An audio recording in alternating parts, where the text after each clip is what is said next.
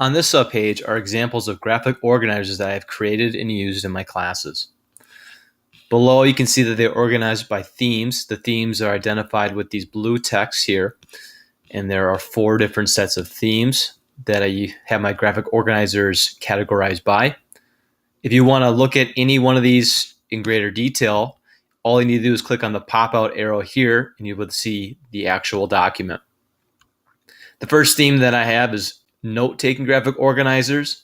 These are used to help students process and better understand the content that they are coming across and are learning about. This one here is for our textbook.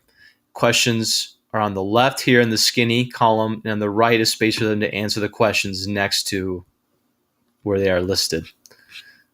This is great for our APUSH textbook. The one over here is a more symbol, cause and effect style design graphic organizer. Students are looking at 4 different events and identifying what the cause for that event or the conflict, they were all conflicts were, talking about the conflicts here in the middle, and then what are the effects of them. These are used for just helping students understand content.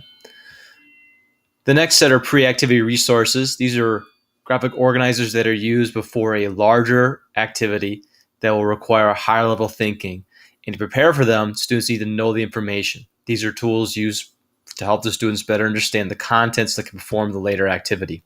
The first one involves students listening to a podcast called Constitutional, and they have certain time frames here that they should listen to from the podcast. They go in order, and as they listen to them, they'll answer questions that are on this graphic organizer. The content that they are answering and identifying from the podcast will then be used to help them participate in a Socratic seminar afterwards on the following day. They can bring the sheet with them when they participate in the discussion. This one here was the graphic organizer for the Jefferson podcast activity from the digital activities subpage. Again, students are just identifying the big topics that they'll be discussing and arguing about in that podcast, and they're recording it here in advance. So it's supposed to be a tool to help them do a higher level activity. The graphic organizers here are meant to promote critical thinking. They also require students to find content, but then they have them do a skill with the content. With this one here, this is a Google Doc. Students will be able to work collaboratively on this Google Doc. They'll identify components of the New Deal and components of the Great Society of War and Poverty here and here. And they'll look at that and they'll find similarities and differences between these 2 social and economic programs. And they'll record them here.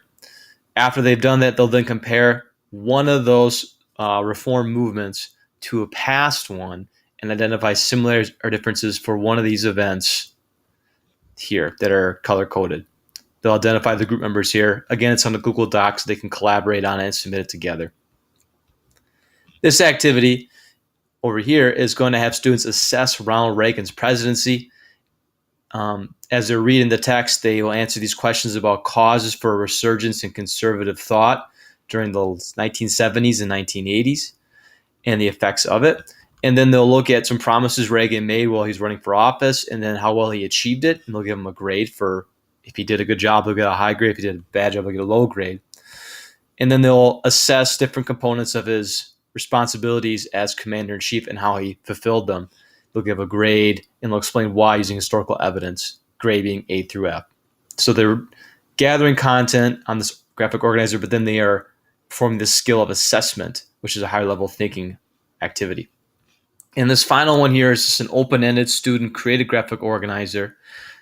Students will be given 18 by 24 inch paper, and they will make mind maps. In the center of their paper, they'll write down the topic. This one here is railroads in the Second Industrial Revolution. This one here is World War I. And then surrounding it, they'll answer the questions that are numbered here. These are the questions that the content that they need to know from the chapter reading. And so they'll have a more unique design to their notes, and it's going to be student created, not as concrete as the past examples, but it gives them more flexibility to design their note-taking however they want. They'll be able to use these notes on future quizzes and activities as well. So it's a more organic, student-centered note-taking graphic organizer.